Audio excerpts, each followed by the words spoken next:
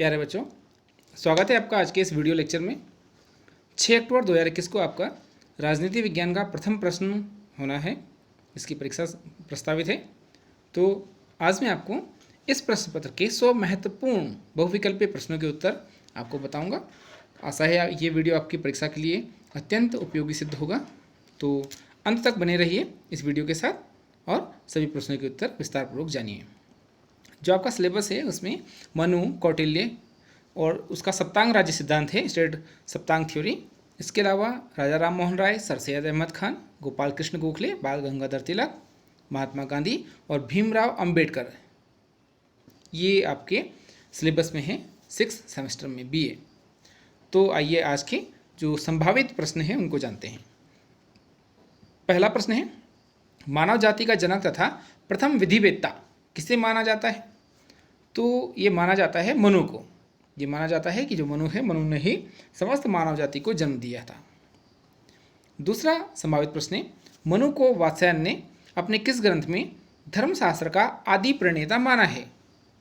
तो जो वात्स्यायन था उसने कामसूत्र की रचना की थी और इस ग्रंथ में से आदि शास्त्र का धर्म जो प्रणेता था उसको माना गया। तीसरा संभावित प्रश्न है, तैत्तरीय संहिता में मानव जाति को मनु की क्या कहा गया है? तो ऑप्शन आपके पास आ सकते हैं कि इसमें मनु की प्रजा कहा गया है या राजा कहा गया है, दास कहा गया है, क्या कहा गया है? तो आपको याद रखना है जो तैत्तरीय संहिता है उसमें मनु की संतान कहा गया है मानव जाति को। ये सभी प्रश्न मनु टॉपिक से हैं। अगला प्रश्न, प्रश्न संख्या 4, पुराणों में सूर्य का पुत्र तथा प्रथम राजा किसे माना गया है या किसे कहा गया है? तो इसका भी सही उत्तर होगा मनु। प्रश्न संख्या 5, पुराणों के अनुसार मनु की संख्या कितनी है? तो इसका सही उत्तर है 14। प्यारे बच्चों, आपको यहाँ ये बात याद रखनी है कि मनु इसमें एक पद का उल्लेख है। मनु कोई व्यक्ति नहीं है बल्कि मनु एक पद है। जिस प्रकार से चंद्रगुप्त प्रथम, द्वितीय, तृतीय इस प्रकार की श्रृंखला चलती आती है, उसी प्रकार से ये जो मनु है ये मनु एक पद का उल्लेख करता है, अर्थात 14 मनुओं का उल्लेख पुराणों में मिलता है। छठा संभावित प्रश्न है, मनुस्मृति बाइबल की अपेक्षा कहीं अधिक अनुपम, उत्कृष्ट और बौद्धिक ग्रंथ है, यह कथन किसका है? तो इसका सही उत्तर है, बताइए इसका सही उत्तर क्या होगा? इसका सही उत्तर है मैकेंजी ब्राउन का। अगला प्रश्न है प्रश्न नंबर 7, मनुस्मृति का लेखक मनु है, इस मनुस्मृति में कितने अध्याय हैं? तो इसका सही उत्तर है 12 अध्याय। प्रश्न संख्या 8, मनु के अनुसार संप्रभुता का आधार क्या है? तो जो संप्रभुता है इसका मुख्य आधार है धर्म और दंड। 9वां संभावित प्रश्न, राजा के द्वारा धर्म विरुद्ध दिया गया दंड उसे इस लोक में अपकीर्ति और मृत्यु के बाद नरक गमन का कारण बनता है, ये कथन किसका है? तो ये कथन मनु का है। प्रश्न संख्या 10, मनु ने राज्य के घटकों के लिए किस शब्द का प्रयोग किया है? जो राज्य के घटक होते हैं, अगर हम बात करें इस समय वर्तमान में कि राज्य के तत्व कौन कौन से हैं, वर्तमान में जनसंख्या, निश्चित क्षेत्रफल, संप्रभुता और सरकार राज्य के तत्व होते हैं। लेकिन उस समय मनु ने जो राज्य के घटक थे उनके लिए किस शब्द का प्रयोग किया है? तो वो था प्रकृति। 11वां संभावित प्रश्न है, मनु ने राज्य के कितने अंग बताए हैं? तो आपको याद रखना है 7 अंग बताए हैं, जो अभी हम बात कर रहे थे सप्तांग राज्य सिद्धांत। इसमें राजा, अमात्य, जनपद, दुर्ग, दंड, कोष, मित्र और दास, इन सभी को उसने शामिल किया है सप्तांग राज्य सिद्धांत। इसमें राजकोष एक साथ है मनु के सप्तांग राज्य सिद्धांत में, जबकि कौटिल्य के जो सप्तांग राज्य सिद्धांत है उसमें राज और कोष 2 अलग अलग चीज़ें हैं। प्रश्न संख्या 12, मनुस्मृति में राज्य की उत्पत्ति का कौन सा सिद्धांत स्वीकार किया गया है? तो मनुस्मृति के अनुसार दैवीय सिद्धांत स्वीकार किया गया है, क्योंकि उस समय जो प्राकृतिक अवस्था थी उसमें मत्स्य न्याय प्रचलित था, अर्थात जो शक्तिशाली था व्यक्ति वो कमजोर व्यक्ति को दबाता था। ऐसी स्थिति में मनुस्मृति के आधार पर राज्य की उत्पत्ति में दैवीय सिद्धांत को स्वीकार किया गया और मनु को जनता ने अपना राजा स्वीकार किया। 13वां संभावित प्रश्न, मनु के अनुसार राजा में कितने देवताओं की शक्ति विद्यमान थी? तो इसका सही उत्तर है 8। प्यारे बच्चों, ये प्रश्न असिस्टेंट प्रोफेसर भर्ती परीक्षा 2017 में भी पूछा गया है उत्तराखंड में, तो इस प्रश्न को थोड़ा ध्यान से देख लीजिएगा कि मनु के अनुसार राजा में देवता की जो शक्ति थी वो उनकी संख्या 8 थी। 14वां संभावित प्रश्न, मनुस्मृति के अनुसार राज्य के दायित्व क्या है? तो राज्य का दायित्व होता है प्रजा का रक्षण, लोक कल्याण करना, सामाजिक व्यवस्था का निर्वहन करना, उपरोक्त सभी इसके कार्य होते हैं। प्रश्न संख्या 15, समाज को ब्राह्मण, क्षत्रिय, वैश्य, शूद्र इन 4 वर्णों में किस ग्रंथ में बांटा गया है? तो इसका सही उत्तर है मनुस्मृति में। और आपको पता होगा कि मनुस्मृति का लेखक कौन है? मनु। 16वां संभावित प्रश्न, मनुस्मृति में मंत्रिपरिषद में कितने मंत्रियों की व्यवस्था की गई थी? तो इसका सही उत्तर है 8 मंत्रियों की। ये मंत्रिपरिषद वर्तमान में भी विद्यमान है। उत्तराखंड में अगर हम बात करें तो अधिकतम 12 मंत्री हो सकते हैं, क्योंकि यहाँ 70 सीटें हैं और अधिकतम 15% से अधिक मंत्री नहीं हो सकते। लेकिन हम काफ़ी पहले की बात कर रहे हैं, प्राचीन काल की बात कर रहे हैं, उस समय भी मनु ने मंत्रिपरिषद में 8 मंत्रियों की व्यवस्था बनाई थी। 17वां संभावित प्रश्न, मनु ने मंडल सिद्धांत में कितने प्रकार के राजाओं का उल्लेख किया है? तो इसका सही उत्तर है 12 प्रकार के राजाओं का। प्रश्न संख्या 18, राजा के लिए प्रजा के सुख से भिन्न अपना कोई सुख नहीं है, प्रजा के सुख में ही उसका सुख है। ये कथन किसका है? ये परीक्षा में कई बार पूछा गया है। इसका सही उत्तर है कौटिल्य। 19वां संभावित प्रश्न, अर्थशास्त्र का लेखक कौन है? तो आपको याद रखना है अर्थशास्त्र का लेखक भी कौटिल्य है। ऑप्शन सी इसका सही हो जाएगा। प्रश्न संख्या 20, कौटिल्य का वास्तविक नाम क्या था? तो जो कौटिल्य था इसका वास्तविक नाम था विष्णुगुप्त, और ये कुटिल वंश में थे इसलिए इन्हें कौटिल्य कहा गया। और इनके पिता का नाम चाणक्य था, इसलिए इन्हें चणक था, इसलिए इनको चाणक्य भी कहा जाता है। प्रश्न संख्या 21, कौटिल्य ने अर्थशास्त्र में किन 4 विधाओं का उल्लेख किया था? तो इसका सही उत्तर है त्रयी, वार्ता, अन्वीक्षिकी, दंड नीति। ऑप्शन ए इसका सही हो जाएगा। प्रश्न संख्या 22, अर्थशास्त्र की जो रचना है वो किस विधि से या किस रूप में की गई थी? तो इसका सही उल्लेख है गद्य पद्य दोनों में। प्रश्न संख्या 23, राज्य की कल्पना जीवित मानव शरीर के रूप में किसने की थी? तो इसका सही उत्तर है मनु ने भी की, भीष्म ने भी की और शुक्र ने भी इसको राज्य को एक मानव शरीर के रूप में व्यक्त किया है, उपरोक्त सभी। प्रश्न संख्या 24, सप्तांग राज्य सिद्धांत का संबंध किससे है? तो इसका जो मुख्य संबंध है वो कौटिल्य से है। प्रश्न संख्या 25, कौटिल्य के अनुसार दुर्ग के 4 प्रकार कौन कौन से हैं? तो इसका सही उत्तर है औदिक दुर्ग, पार्वत दुर्ग, धानवंत दुर्ग और वन दुर्ग। इसका ए ऑप्शन सही हो जाएगा। प्रश्न संख्या 26, राजपद का ऐश्वर्य कांटों के मुकुट के समान है, जिसे सेवा भाव से ही ग्रहण किया जा सकता है। यह कथन किसका है? तो इसका सही उत्तर है भगवान दास केला। प्रश्न संख्या 27, राजा और प्रजा में पिता पुत्र का संबंध होना चाहिए।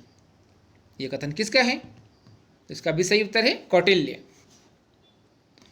प्रश्न संख्या 28, कौटिल्य ने कानून के 4 मूल स्रोत बताए हैं, वो कौन कौन से हैं? तो मूल स्रोत हैं धर्म, व्यवहार, प्रजा और न्याय। प्रश्न संख्या 29, 60 गुणी नीति का संबंध किससे है? तो इसका सही उत्तर है कौटिल्य। कौटिल्य ने 60 गुणी नीति दी थी। इसमें 6 बातें हैं, संधि, विग्रह, यान, आसन, संश्रय और द्वैधी भाव। इन सब का पालन एक राजा को करना चाहिए।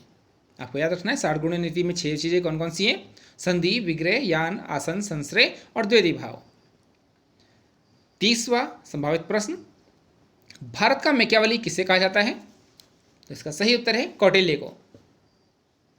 31वां संभावित प्रश्न, भारत के आधुनिक राजनीतिक आंदोलन का जनक किसे माना जाता है? तो इसका सही उत्तर है राजा राम मोहन राय को। प्रश्न संख्या 32, राजा राम मोहन राय ने आत्मीय सभा की स्थापना कब की थी? तो इसका सही उत्तर है 1815 में। प्रश्न संख्या 33, राजा राम मोहन राय ने ब्रह्म समाज की स्थापना कब की थी? तो इसका सही उत्तर है 1828 में। प्रश्न संख्या 34, राजा राम मोहन राय के विचारों पर किसका सर्वाधिक प्रभाव दिखाई देता है? तो जो राजा राम मोहन राय थे उन पर मॉन्टेस्क्यू, बेंथम और ब्लैकस्टोन नामक जो विचारक हैं, हमारे पाश्चात्य विचारक हैं खास करके, इनका प्रभाव स्पष्ट रूप से दिखाई देता है। प्रश्न संख्या 35, राजा राम मोहन राय भारत में संवैधानिक आंदोलन के जनक थे। ये कथन किसका है? तो इसका सही उत्तर है सुरेंद्र नाथ बनर्जी। प्रश्न संख्या 36, राजा राम मोहन राय प्रथम व्यक्ति थे जिन्होंने भारत की स्वतंत्रता का संदेश दिया था। यह कथन किसका है? तो इसका सही उत्तर है बिपिन चंद्र पाल का। प्रश्न संख्या 37, भारत में राजस्व और न्याय व्यवस्था का लेखक कौन है? इसका सही उत्तर है राजा राम मोहन राय। प्रश्न संख्या 38, राजा राम मोहन राय ने किसका समर्थन किया है? तो इसका सही उत्तर है प्रेस की स्वतंत्रता, राजनीतिक स्वतंत्रता, न्यायिक स्वतंत्रता। उसने सभी का समर्थन किया है। प्रश्न संख्या 39, राजा राम मोहन राय ने किस किस का विरोध किया? तो आप सभी जानते हैं उन्होंने मूर्ति पूजा, सती प्रथा, जाति प्रथा, इन सभी का विरोध किया है। उपरोक्त तो सभी, डी ऑप्शन इसका सही हो जाएगा। प्रश्न संख्या 40, राजा राम मोहन राय ने हिंदू कॉलेज की स्थापना कब की थी? तो इसका सही उत्तर है 1822 से 1823 में। प्रश्न संख्या 41, राजा राम मोहन राय ना तो हिंदू थे ना ही ईसाई, बल्कि इसका मिश्रण थे। यह कथन किसका है? तो यह कथन हेमचंद्र सरकार का है। ऑप्शन ए इसका सही हो जाएगा। अगला प्रश्न, प्रश्न संख्या 42, हिंदुओं तथा मुसलमानों के लिए पृथक पृथक निर्वाचन क्षेत्र की सलाह किसने दी थी? इसका सही उत्तर है सर सैयद अहमद खान ने। प्रश्न संख्या 43, कॉजेज ऑफ इंडियन रिवॉल्ट 1858 का लेखक कौन था?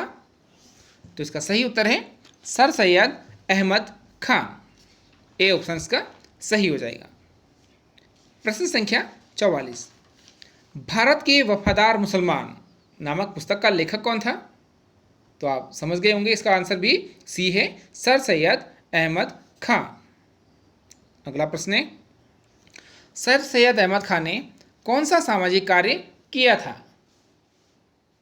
तो इसका सही उत्तर हो जाएगा उन्होंने धर्म की नई व्याख्या की, समाज सुधार का कार्य किया, शिक्षा सुधार का कार्य किया, अर्थात उपरोक्त सभी कार्य उन्होंने किए थे।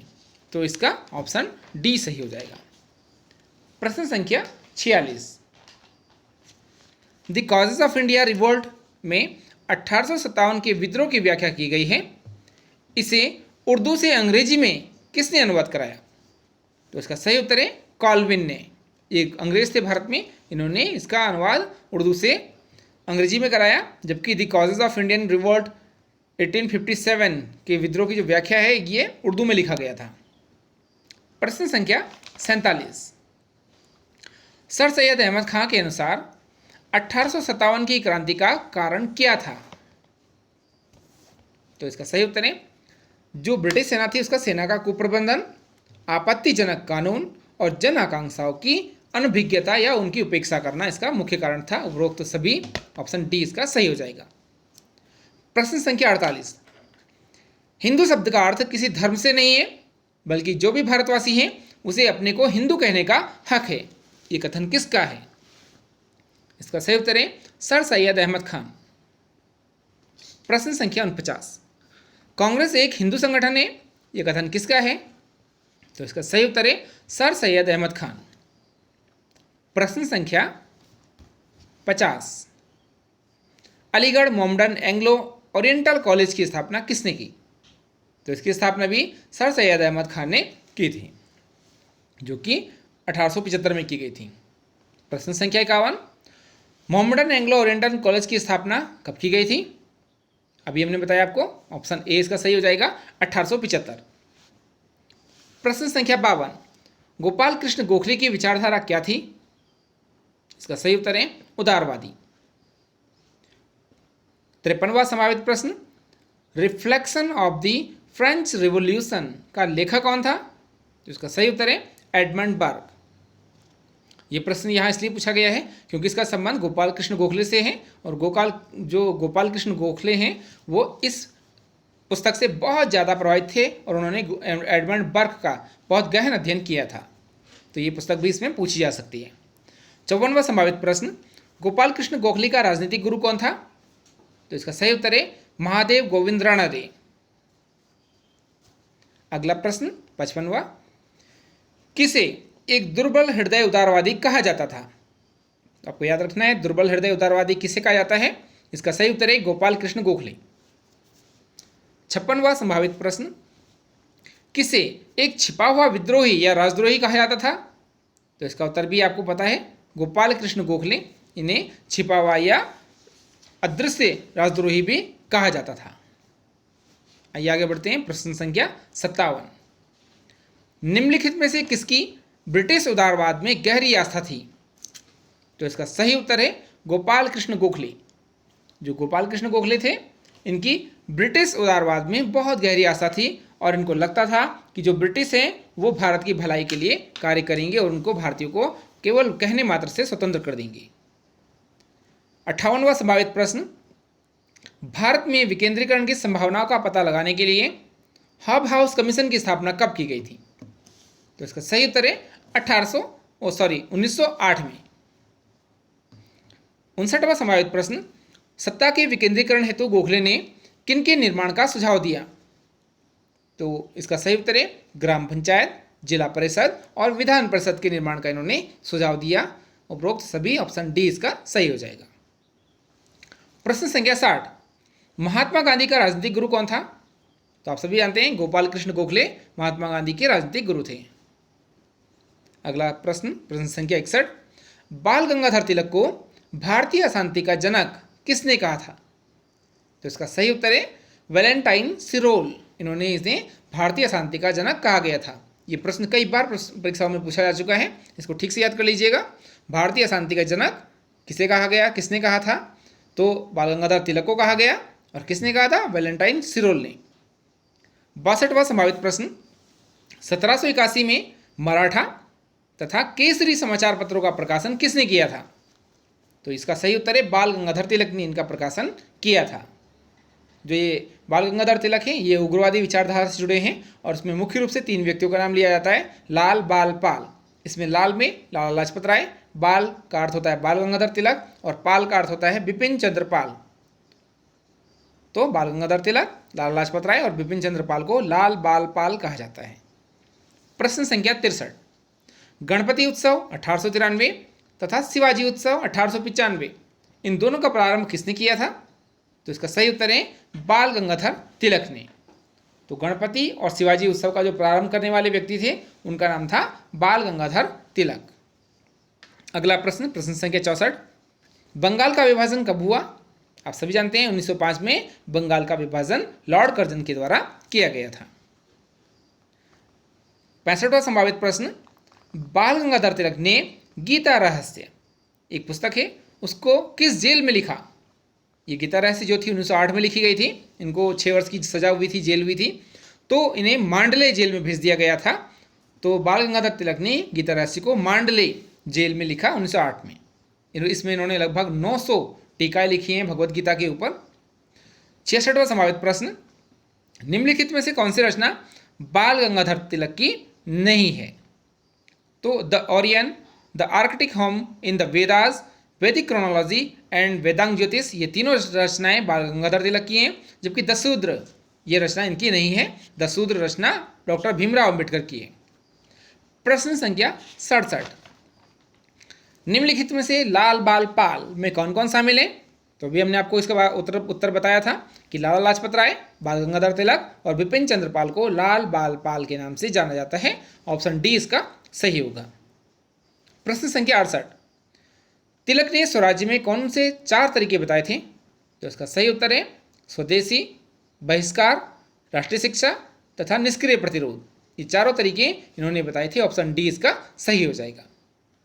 प्रश्न संख्या 69, स्वराज्य मेरा जन्मसिद्ध अधिकार है और मैं इसे लेकर रहूंगा, ये कथन या ये नारा किसका है?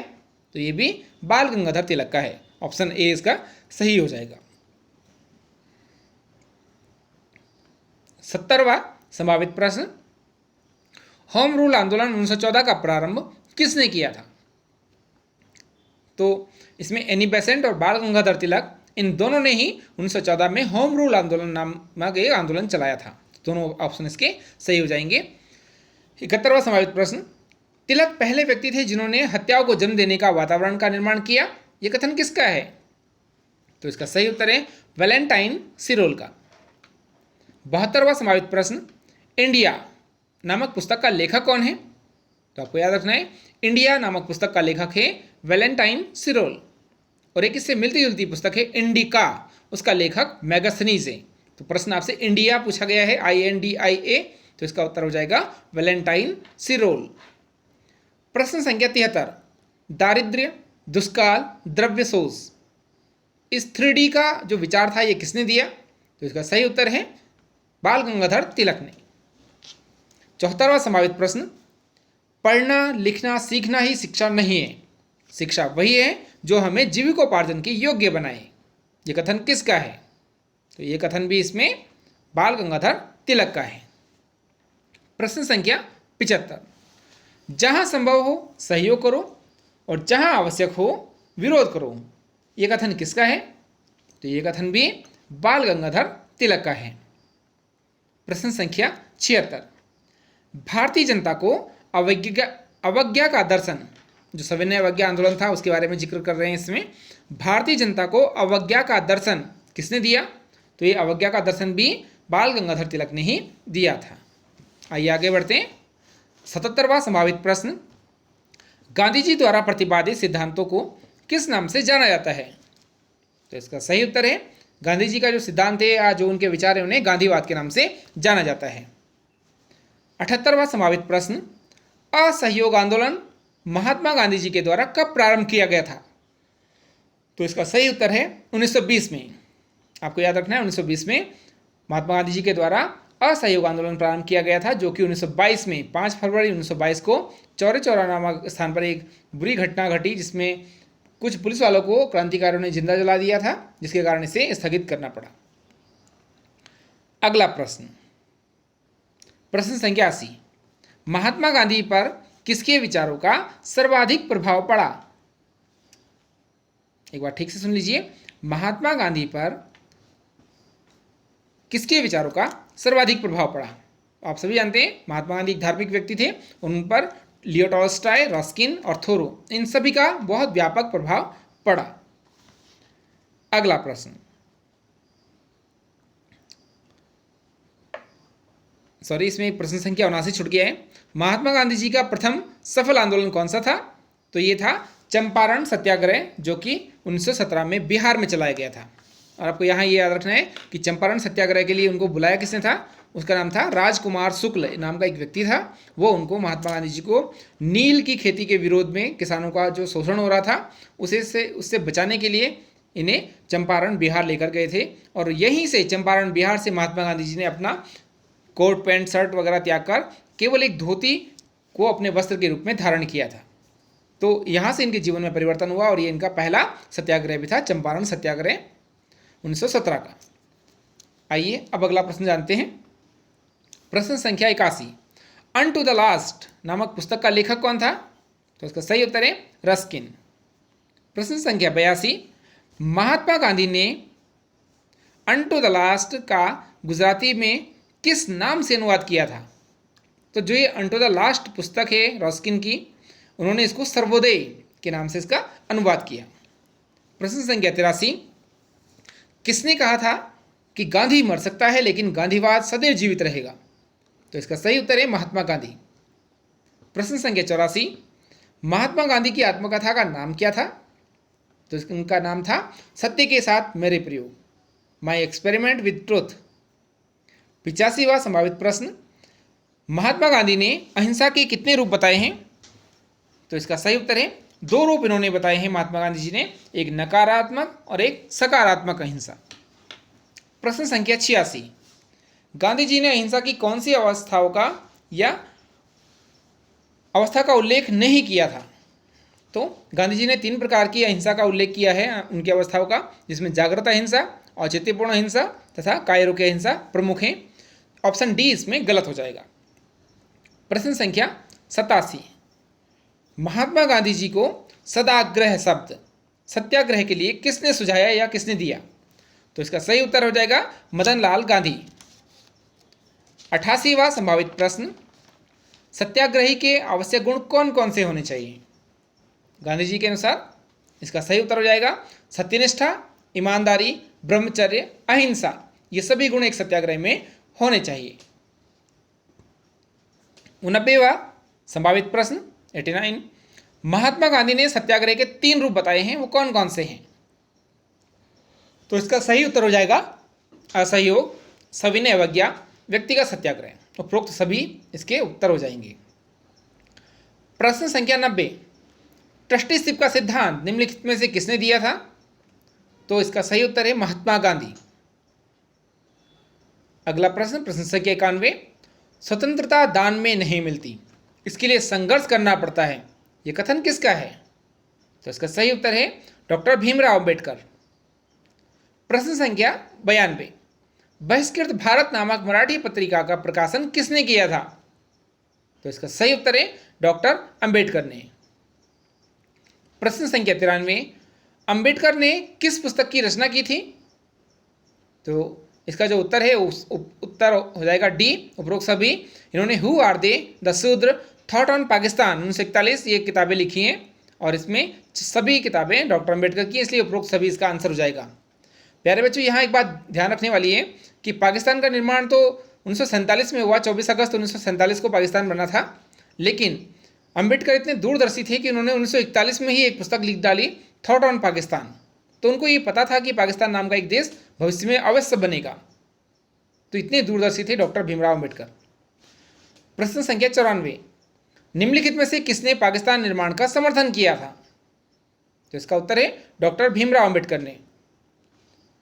95वां संभावित प्रश्न, किसने कहा था मेरा जन्म हिंदू बनकर अवश्य हुआ है लेकिन मैं हिंदू बनकर नहीं मरूंगा? तो इसका सही उत्तर है डॉक्टर अंबेडकर। डॉक्टर भीमराव अंबेडकर ने कहा था कि मेरा जन्म हिंदू बनकर अवश्य हुआ है लेकिन मैं हिंदू बनकर नहीं मरूंगा, और अंततः वही हुआ। उनकी जब मृत्यु हुई तब उन्होंने बौद्ध धर्म को स्वीकार कर लिया था। प्रश्न संख्या 96, निम्नलिखित में से कौन अस्पृश्यता के खिलाफ थे? तो अस्पृश्यता अर्थात छुआछूत के खिलाफ कौन थे? डॉक्टर अंबेडकर और महात्मा गांधी, ये दोनों ही इसके खिलाफ थे। प्रश्न संख्या 97, 1932 के कम्युनल अवार्ड, जिसको सांप्रदायिक अवार्ड भी कहा जाता है, रेमजे मैकडोनाल्ड ने इसको प्रदान किया था, इसका विरोध किसने किया? तो इसका सही उत्तर है महात्मा गांधी। और आज के अंतिम प्रश्न, प्रश्न संख्या 98, भारतीय संविधान सभा में प्रारूप समिति का अध्यक्ष कौन था? तो आपको याद रखना है ये समिति 7 सदस्य थी और इसमें डॉक्टर भीमराव अंबेडकर प्रारूप समिति के अध्यक्ष थे। 99वां संभावित प्रश्न, डॉक्टर भीमराव अंबेडकर को भारत रत्न कब दिया गया? तो इसको आपको याद रखना है कि 1990 में, 1990 में इनको भीमराव अंबेडकर को भारत रत्न, भारत का सर्वोच्च सम्मान दिया गया। और आज का अंतिम प्रश्न, 100वां संभावित प्रश्न, 24 सितंबर 1932 को महात्मा गांधी तथा अंबेडकर के मध्य 148 आरक्षित सीटों के लिए कौन सा समझौता संपन्न हुआ था? तो इसका सही उत्तर है पूना पैक्ट। या प्रश्न घुमाकर भी आपसे पूछा जा सकता है कि पूना पैक्ट कब हुआ? 24 सितंबर 1932 को। इसमें जो कमजोर वर्ग के लोग थे, आरक्षित श्रेणियों की जो सीटें थी उनकी संख्या 78 से बढ़ाकर के 148 कर दी गई थी। प्यारे बच्चों, आशा है आपके लिए ये वीडियो उपयोगी सिद्ध होगा। अगर आपको ये वीडियो पसंद आए तो इसे लाइक शेयर सब्सक्राइब भी कीजिएगा और अपने जो अन्य कॉलेजों के मित्र हैं उन्हें भी भेजिएगा, ताकि जो अक्टूबर में होने वाली परीक्षा है उसमें वो इसका लाभ उठा सकें। आज के लिए इतना ही, धन्यवाद।